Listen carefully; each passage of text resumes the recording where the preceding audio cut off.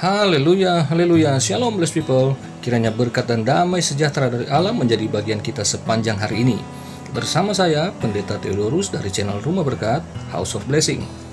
Tema kita hari ini adalah bergumul itu baik bagiku. Firman Tuhan terambil dari kitab Ayub pasal 7 ayat yang pertama. Mari kita baca bersama firman Tuhan. Bukankah manusia harus bergumul di bumi dan hari-harinya seperti hari-hari orang upahan?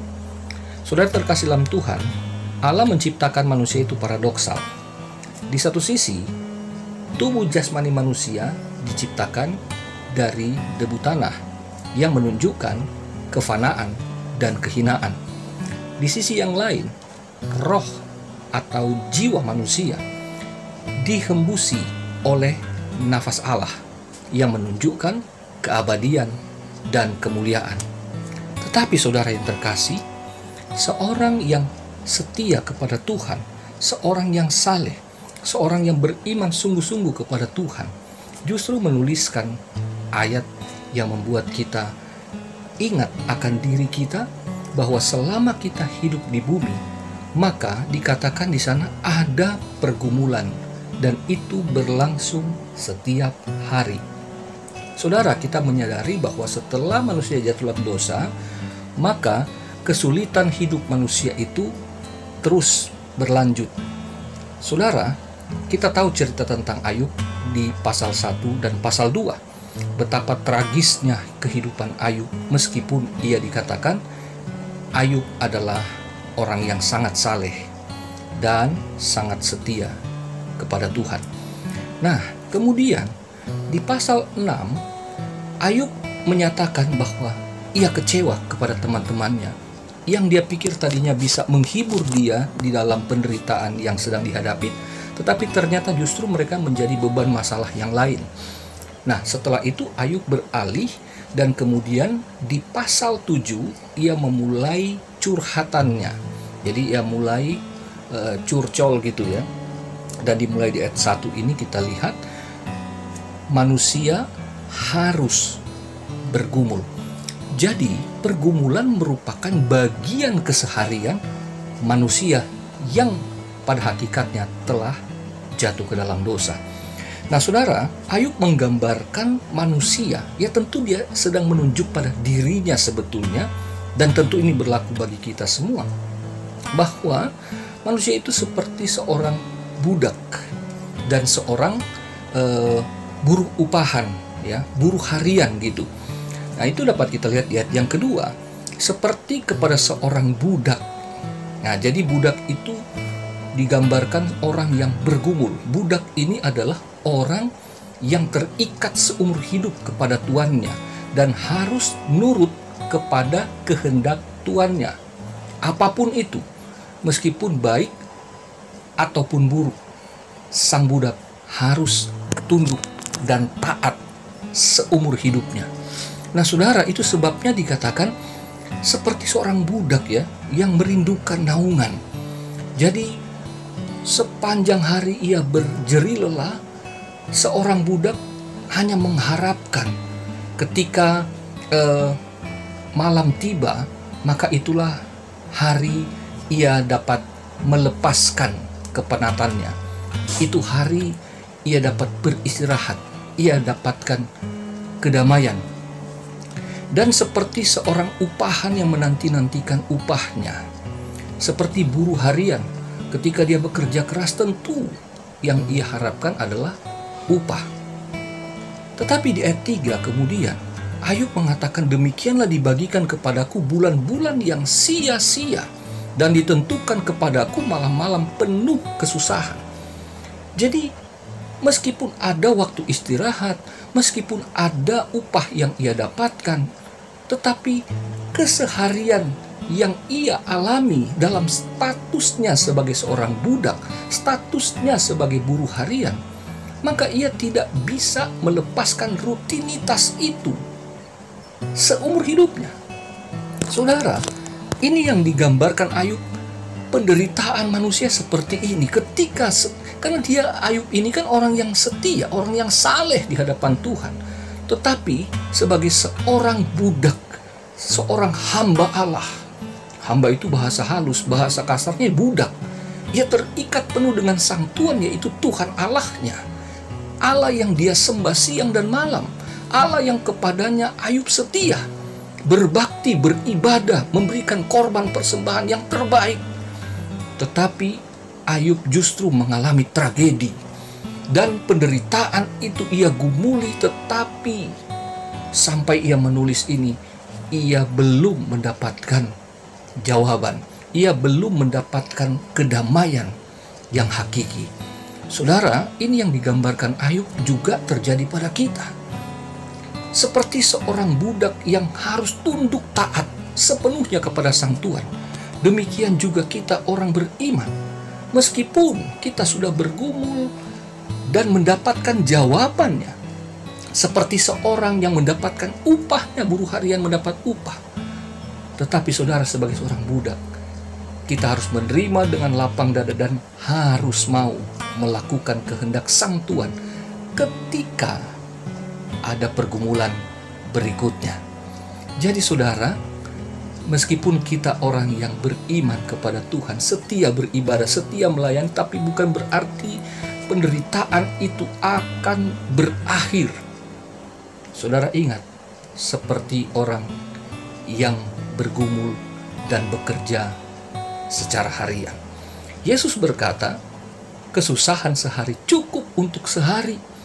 Artinya bahwa kita tidak bisa lepas dari kehendak Allah setiap hari.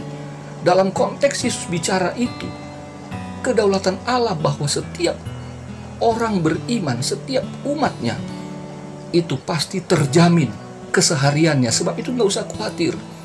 Nah, dalam konteks penderitaan juga demikian. Setiap hari Allah yang berdaulat itu mengawasi kita. Bukan berarti ia jauh. Tetapi sebagai seorang hamba, seorang budak, ketika kita bersyukur, oh Tuhan terima kasih, pergumulanku untuk masalah A selesai. Saudara harus ingat, ketika masalah yang A selesai, saudara dan saya harus bersiap untuk masuk dalam pergumulan yang B, dan seterusnya seperti itu. Seperti seorang anak saya juga demikian. Pergumulan selama 1 tahun selesai ketika mereka berjuang di sekolah. Pengorbanan dan semua aturan dan ketetapan dan tugas-tugas sekolah harus mereka kerjakan sepanjang tahun. Selesai, mereka hanya libur tidak sampai sebulan. Kemudian mereka harus bersiap diri untuk masuk di level selanjutnya yang lebih berat. Demikian juga dengan kita, saudara. Ya, jadi Ayub di ayat 1 sampai 10 ia curcol, ia curhat di situ.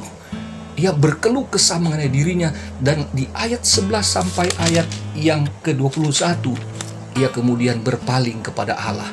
Setelah ia mengeluh, ia mengeluarkan isi hatinya, unek-uneknya, di mana ia tidak mendapat jawaban dari teman-temannya. Sekarang ia memberitahukan kepada Tuhan secara langsung. Meskipun kalau kita baca, sesungguhnya secara garis besar doa Ayub ini sebetulnya kurang tepat, ya. Bahkan mungkin tidak benar kalau kita kaji menurut norma, ya, norma berdoa yang baik dan benar. Tetapi saudara, justru Allah kenapa nggak tegur dia, nggak marah? Karena ini anak Tuhan yang belum mengerti maksud dan kehendak Bapaknya di sorga. Saudara yang terkasih dalam Tuhan, Allah bukan berarti tidak tahu isi hati Ayub, tetapi ia membiarkan bahwa ini sebetulnya baik, bergumul. Itu baik bagiku ketika justru saya tidak memahami, dan justru di saat saya mencapai titik nadir dalam ketidakberdayaan, dalam keputusasaan. Tetapi meskipun doa itu kelihatannya salah, seperti seolah-olah mempersalahkan Tuhan, kenapa aku harus hidup begini, kenapa nggak mati aja. Tetapi paling tidak dia ngomelnya itu bicaranya ke Tuhan. Saudara, seperti anak-anak yang seperti dia tidak mendapatkan apa yang dia mau, tetapi akhirnya dia akan mengerti kemudian. Demikian juga Ayub. Demikian juga dengan saudara saya, bahwa pergumulan yang Allah izinkan hari-hari ini mungkin sulit, bagi kita. Mungkin kita juga mencapai titik di mana kita tidak mempunyai kemampuan apa-apa. Meskipun itu bentuknya keluh kesah kepada Allah. Saudara, jangan khawatir. Bukan berarti saudara sengaja untuk menuding-nuding Allah dengan yang tidak patut. Tetapi ketika saudara memang tidak mampu dan hanya bisa berkata-kata, yang mungkin bagi telinga orang-orang yang dalam tanda kutip sangat rohani, doa saudara salah, tetapi belum tentu di hadapan Tuhan itu salah. Karena Tuhan sangat mengasihi saudara dan saya. Ia mengerti betul batas dan kemampuan kita di dalam bergumul. Tetapi percayalah bahwa tidak ada pergumulan yang akan mencapai batas kemampuan kita. Sebab Dia adalah Allah yang setia, yang pada saatnya Dia akan memberikan kita kekuatan untuk dapat memenangkan pergumulan ini. Sehingga kita patut untuk mendapat upah. Tetapi sekali lagi ingat, bukan berarti pergumulan itu sudah selesai. Jawaban yang satu sudah terjawab, maka saudara dan saya harus kembali mempersiapkan diri untuk berhadapan dengan pergumulan berikutnya. Bergumul itu baik bagiku, karena dengan demikian Allah mau kita naik ke level rohani yang lebih lagi untuk memahami Dia, bukan karena kemenangan-kemenangan, berkat-berkat yang cemerlang yang kelihatan oleh mata, tetapi betul-betul kita percaya karena iman bahwa Allah tetap hadir. Dia menolong, Dia menjaga, Dia melindungi di saat-saat yang tersulit kita. Ia tidak pernah berubah meskipun level masalahnya terus berubah. Saudara percaya? Tuhan Yesus memberkati, dan sampai jumpa di vlog. Mari kita berdoa. Bapa di sorga, setelah kami dengarkan firman-Mu, maka teguhlah iman kami bahwa kami tidak pernah sendiri. Meskipun mungkin jujur hari-hari ini kami merasa sendiri ya Tuhan, dalam ketidakberdayaan, dalam ketidakmampuan, dalam kebuntuan jalan. Tetapi Ayub menunjukkan bahwa dia bukan orang yang sempurna dan super kekuatannya. Dia juga manusia biasa seperti kami yang berkeluh kesah. Tetapi seperti Ayub juga berpengharapan kepadamu di balik kesusahannya. Maka kami pun percaya Tuhan bahwa Engkau tidak pernah meninggalkan kami. Tuhan, mungkin kami hari-hari ini salah berdoa, kata-kata kami salah dan tidak patut di hadapan-Mu, ampuni kami. Tapi Ayub mengajarkan bahwa Engkaulah Bapa yang setia dan sabar menuntun kami sampai kami memahami maksud dan tujuan-Mu di dalam setiap pergumulan ini. Terima kasih Bapa, kami persiapkan diri kami sepanjang hari ini untuk berjalan dalam kehendak-Mu. Di dalam pergumulan kami, Engkau pasti memberikan kami kekuatan dan kecakapan agar kami sanggup untuk menanggungnya, melaluinya, dan memenangkannya. Segala pujian kemuliaan hanya bagi nama-Mu. Kami siap bekerja dan melayani Tuhan serta sesama kami. Amin.